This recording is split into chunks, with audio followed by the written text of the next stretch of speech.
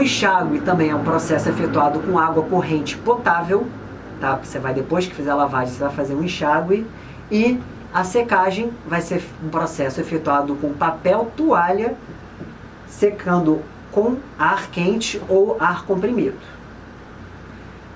Então a secagem ela é feita com papel toalha, ou secadora de ar quente ou ar comprimido, tá? Por quê? Existem estudos que mostram que a utilização de toalha, de pano, de algodão, de tecido, pode ser um local para contaminação microbiana. Então a gente tem que usar ou toalha de papel, tá? Que é o que é mais usado, né? Seca melhor. Por quê? Porque se a gente usar toalhas de pano, os testes mostram que depois de uso, elas têm uma cultura positiva quando a gente pensa em bactérias. Então, sempre usar ou papel toalha, tá? Ou secar com ar quente. A desinfecção, ela é o processo físico ou químico, tá? Que destrói os micro-organismos presentes em objetos inanimados, mas não necessariamente os esporos bacterianos, ou seja, ela não é tão eficaz em relação ao controle, né, dos riscos como é a esterilização. Tá? Então a gente tem que saber que nem tudo a gente pode fazer a desinfecção.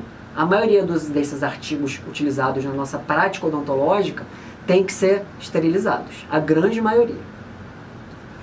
A desinfecção dos instrumentos com álcool a 70 não é suficiente para eliminar as fontes de contaminação. Tá? A gente usa esse álcool 70 para desinfetar a superfície externa das peças de mão, mas é importante a gente lembrar que a adequada remoção da matéria orgânica da superfície, previamente à desinfecção, é necessária. Ou seja, se você tem aquele equipo odontológico, né, e você simplesmente passar um álcool 70, se você não tirar, se tiver matéria orgânica presente, não adianta.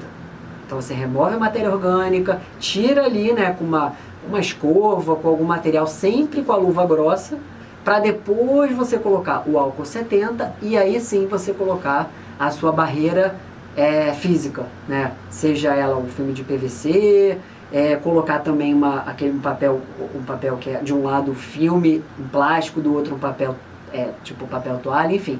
Sempre também tem o PVC, a barreira mecânica, ela sempre é fundamental. Barreira física, né, é fundamental. E o que vem a ser, a gente falou de desinfecção, e o que vem a ser esterilização?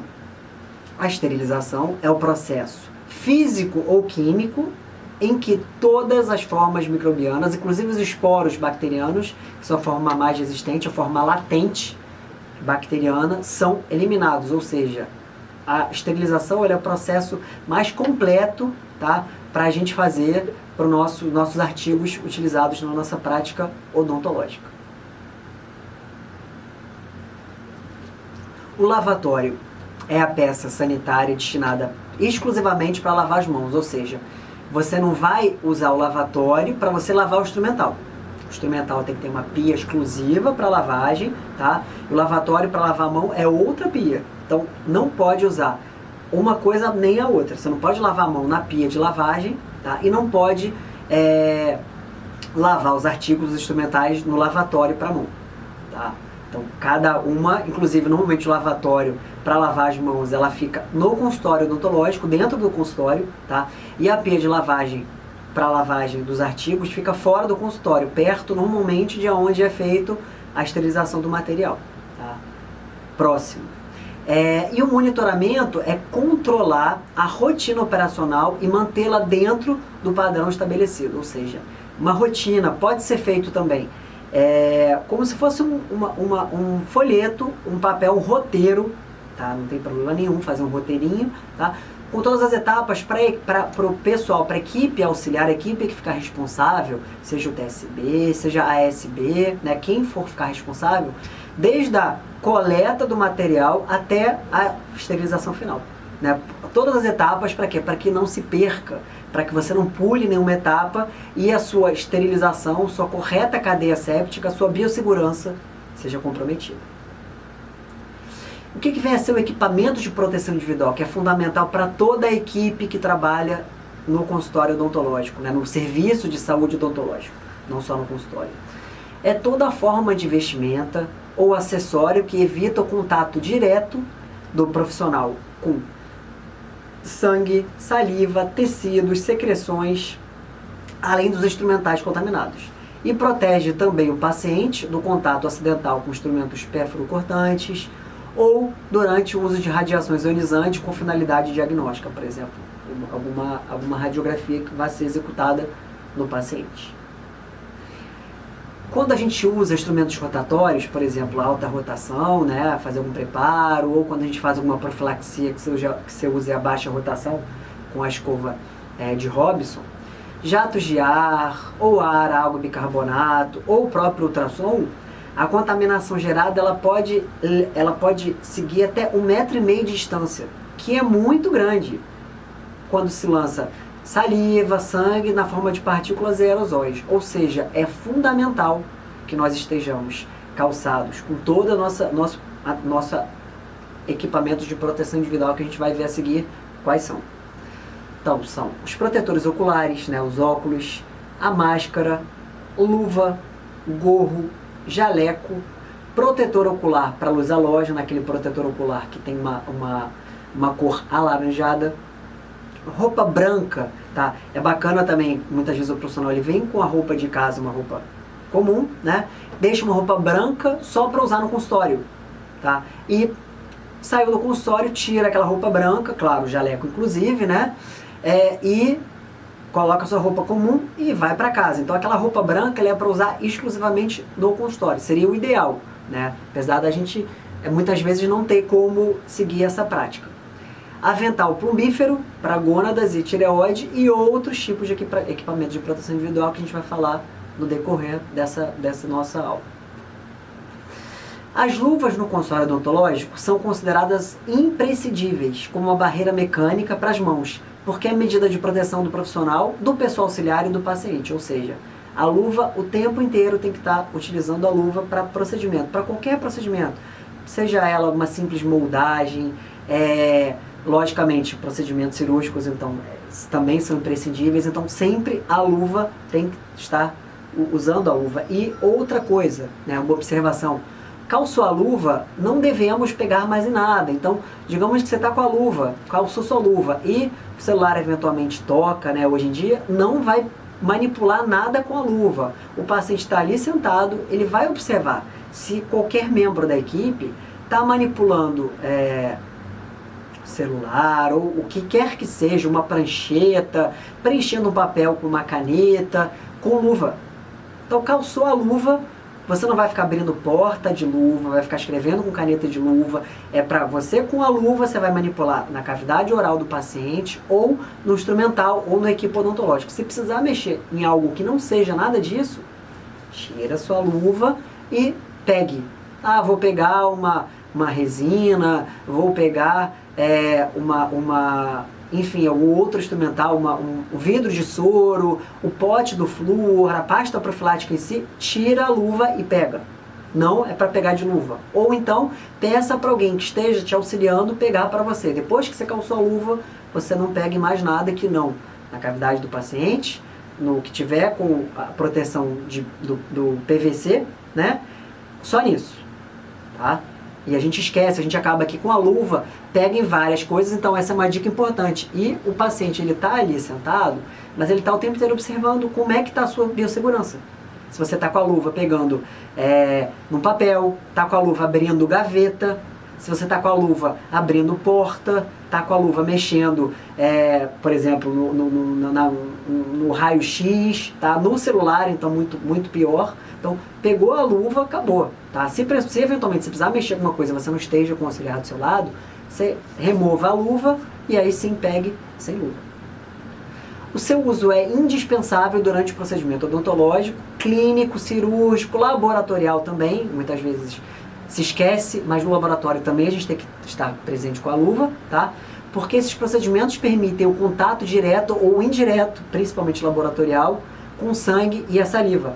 Então não é porque a saliva ela é transparente que a gente tem que negligenciar. Ao contrário, a gente tem que estar sempre lembrando que se aquele instrumental, aquele material teve contato direto com a saliva ou indireto, eu preciso ficar atento. Existe um risco presente ali.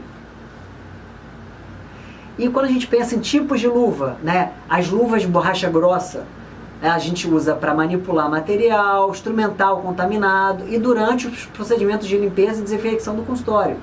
Então, o ideal é que você use um par para cada tipo de procedimento, ou seja, você pode usar um par para limpar e desinfectar os instrumentais e materiais, né, para a gente tirar as sujidades, né, a gente esfregar o material, por isso tem que ser de luva de borracha grossa. Um par para limpeza e desinfecção dos pisos, né, para você passar um pano ou pegar algum material para poder fazer essa limpeza, né, um rodo ou alguma vassoura, alguma coisa nesse sentido. E um par para limpeza e desinfecção de equipamentos e similares, ou seja, o que pode ser pensado é utilizar uma cor para cada tipo. Então, digamos que a amarela vai ser para desinfecção de instrumentais, uma roxa para os pisos e uma verde, por exemplo, para os equipamentos similares. E aí varia de cada profissional como vai seguir essa rotina, tá? Indica-se o uso de cores diferentes, como eu falei agora, e as luvas devem ser lavadas com água e sabão, secadas, desinfectadas e colocadas ao ar livre, de ponta à cabeça, viradas ao contrário, em um lugar específico, tá? Não devem ficar dentro de gaveta com outros artigos. Por quê? Porque vai ficar dentro da gaveta, não vai ter circulação de ar e pode ocorrer uma proliferação ali bacteriana ou proliferação fúngica indesejável. As luvas para procedimentos semicríticos são aquelas luvas usadas para procedimentos não invasivos, ou seja, como é que a gente vai prosseguir? Lavar as mãos com água e sabão líquido, tá? Seca com toalha de papel antes de calçar as luvas. Descartou a luva, depois que usar, no lixo contaminado, ou seja, tem que ter um lixo separado para o material que não tenha nenhum risco, né?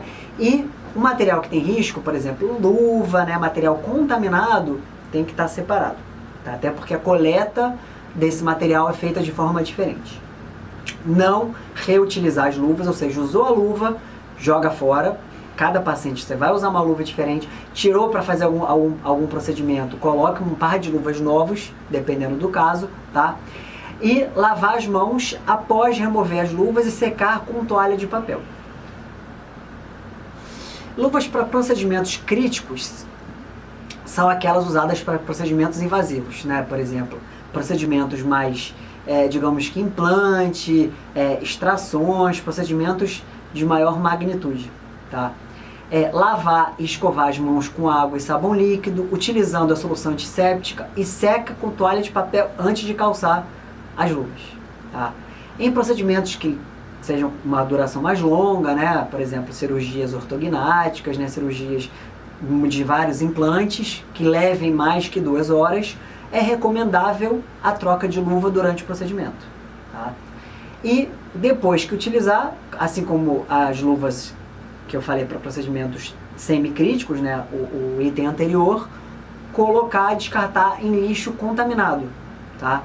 Não reutilizar e após a lavagem, né, das mãos, lavar e retirar as luvas e secá-las com toalha de papel. A utilização de máscaras no consultório é a mais importante medida de proteção das vias aéreas superiores contra os micro-organismos presentes nos aerosóis produzidos durante os procedimentos odontológicos, ou seja, a máscara é imprescindível também. O que deve, o uso adequado da máscara deve propiciar? Promover conforto e boa adaptação, não irritar a pele, não embaçar o óculos do protetor ocular, não ficar pendurada no pescoço. A máscara é considerada como material contaminado, ou seja, se você não estiver usando ela no rosto, não colocá-la pendurada, tá?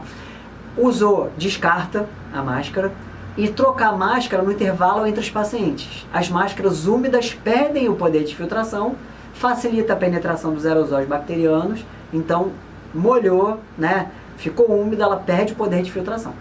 Sempre usar na posição correta, de modo que evite embaçar os óculos. E o uso dos gorros, né? O gorro deve sempre ser usado no consultório, porque evita que haja contaminação dos cabelos dos profissionais por gotículas de saliva, sangue provenientes da cavidade bucal. E o uso do gorro também impede a infestação de pacientes profissionais por piolhos, por exemplo, os profissionais que lidam mais com criança, né? E o uso do óculos protetor ocular. A proteção do óculos, pelo cirurgião dentista, pelo técnico de saúde bucal, por toda a equipe auxiliar também, deve ser feita com óculos de proteção ou com protetor ocular especial.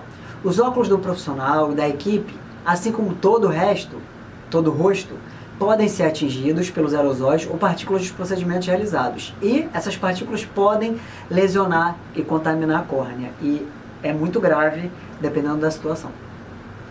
É importante que depois que a gente atenda o paciente, os óculos contaminados eles sejam lavados com sabão líquido, soluções detergentes e antissépticas, e então sejam enxaguados e secos com toalha de papel ou guardanapos descartáveis.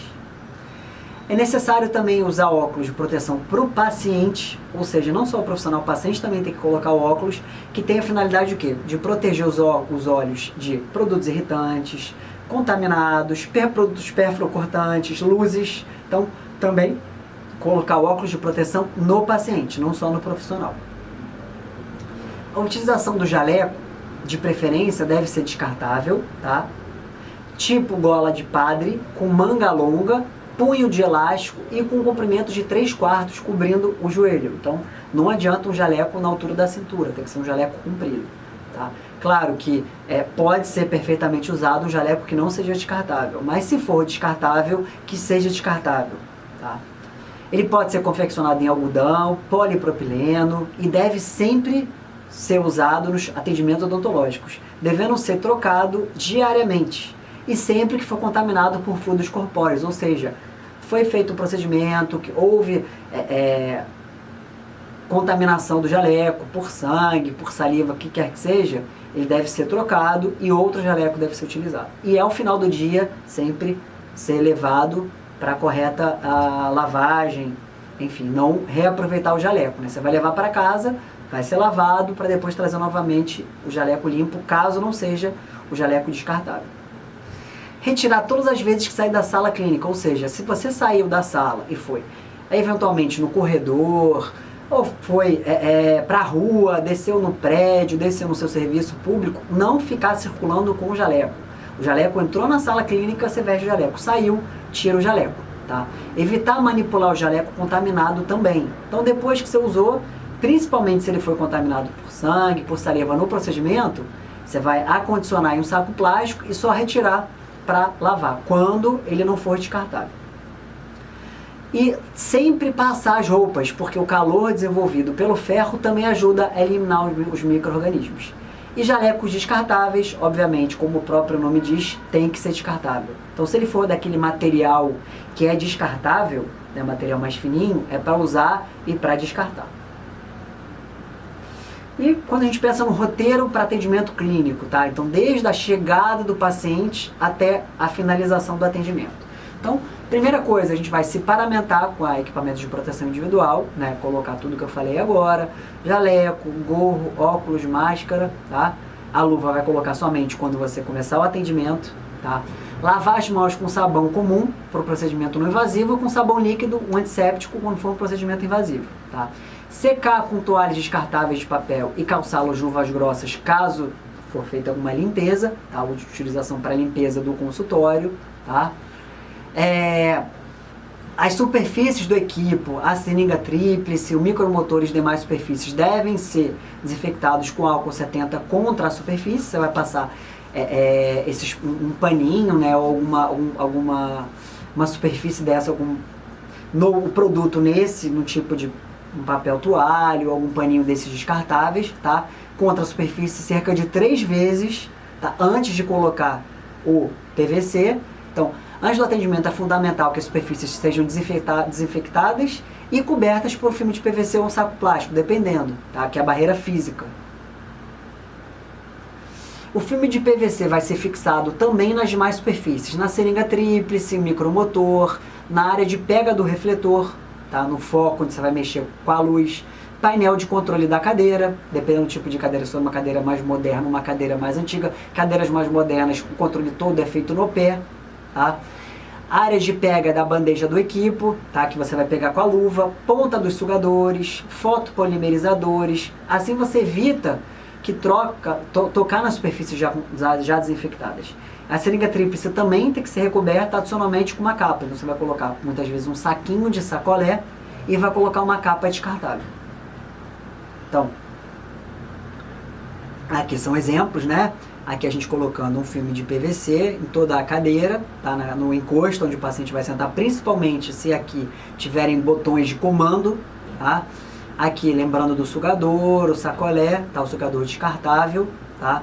Aqui colocar sempre também ou PVC ou um saco de sacolé nas canetas, micromotor, seringa tríplice e uma capa extra para proteção de onde sai o ar e a água na seringa tríplice. Aqui também no fotopolimerizador colocar uma barreira física, né? Colocar o Rolopac também e obviamente sempre trocar de paciente para paciente toda essas barreiras físicas, tá? E aqui mostrando um pouco como é feita a esterilização, tá? Você vai em sacos plásticos próprios para isso, né? Sacos graus cirúrgicos, tá? Próprios para isso. Existe, isso vende em dentais para a correta esterilização. Então você vai colocar o seu material dentro, tá? Evitar colocar muito material num só saco, porque senão não circula corretamente o vapor que vai fazer a esterilização, tá? Então colocou, selou o material, é fundamental também você ter uma seladora, tá? Você recorta esse excesso do papel para esterilizar que você não vai utilizar, tá? O recorte do excesso, aqui você separando quando você sela vários instrumentais juntos, vários artigos juntos, tá? Aqui colocando e anotar sempre a data do processo de esterilização, tá? Sempre anotar a data que você colocando na sua autoclave ele de forma separada, ou seja, não é para amontoar um em cima do outro, até porque é fundamental que eles estejam separados para poder ter a correta circulação do vapor que vai fazer justamente essa esterilização dos artigos e a programação dependendo do tipo de equipamento que você tiver de esterilização, dependendo da sua autoclave. Você tem que ler as instruções do manual, tá? Para você saber qual é o tempo correto, como é que você manipula, tá? Se o processo de secagem depois é automático ou não, enfim, conforme as instruções do fabricante. E o prazo de validade dos artigos esterilizados em autoclave, né, segundo a vigilância sanitária, ela preconiza que o prazo é de 7 dias, estando o pacote íntegro e seco. Se esse pacote estiver danificado, estiver aberto ou estiver molhado, ela perde a esterilização e tem que ser feita uma nova esterilização. O processo novo tem que ser executado. Ou seja, o prazo é de 7 dias para correta esterilização. Passou disso, tem que ser feita uma nova esterilização daquele instrumental. Para maior segurança durante o manuseio, manusear o mínimo possível os pacotes depois que eles estiverem esterilizados, tá? Guardar em gaveta, armário, prateleira fechada ou caixa plástica, tá?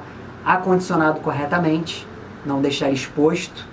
Não sobrecarregar o compartimento para o pacote não danificar o outro, não amontoar muito um em cima do outro, porque pode acabar danificando aquele plástico, aquele grau cirúrgico, que é aquilo que protege o material esterilizado. Proteger a ponta dos instrumentos, cuidado com sonda, com limas endodônticas, né? Materiais que sejam mais pontudos, brocas, cuidado, sempre colocar em broqueiro, lima colocar em porta-lima ou em gaze, porque isso pode ocorrer acidente, tá? Estabeleça critérios para armazenamento, colocando sempre o mais novo numa posição mais remota, né, mais fundo, mais distante, e o mais antigo mais à frente para que use em primeiro lugar, tá? Colocar sempre a data da esterilização, como eu falei agora, escrever com uma caneta mesmo, tá? E colocar na posição de acesso mais fácil os kits que são usados com maior frequência, para que o acesso seja mais facilitado. Então aqui, mostrando que a monitorização física, química e biológica é fundamental, imprescindível. Tem uns papéis que vendem em dental que justamente são chamados de indicadores biológicos para ver se ocorre ou não sucesso. Normalmente os próprios papéis, eles também têm, né, uma coloração que ela altera quando está esterilizado, quando o processo é feito de forma correta, tá? Mas não basta realizar o procedimento, é fundamental essa monitorização, esse registro, tá? E essa organização vai demonstrar para a vigilância sanitária, que vai fazer esse controle, tá? O cuidado que aquela equipe tem, aquele consultório, aquela clínica, aquele serviço tem, tá? Com a qualidade e se efetivamente os controles estão sendo feitos, estão realizados, se aquela autoclave está funcionando de forma correta ou não. Tá? E aqui demonstrando um vídeo, né, curtinho, demonstrando como deve ser feito o equipamento de proteção individual na odontologia, de forma correta, né? Desde o processo de lavagem do instrumental, o acondicionamento, como deve ser feito a colocação na autoclave, tá? Para que você preserve, para que você consiga manter corretamente a sua cadeia séptica, tá? E quando a gente pensa em atendimento a pessoas, né, a gente tem que pensar no atendimento o melhor possível, de forma mais correta possível, tá? Quando a gente pensa em preservar a saúde do indivíduo, é fundamental que todos esses protocolos, esses passos sejam feitos, tá? Para que não ocorra nenhum risco, não ocorra nenhum dano para o nosso paciente, para o nosso indivíduo, nosso objeto, né? Nosso paciente que está sendo atendido, que tem que ser preservado a sua saúde sempre. Tá? E aqui é a bibliografia que foi utilizada para o preparo dessa aula.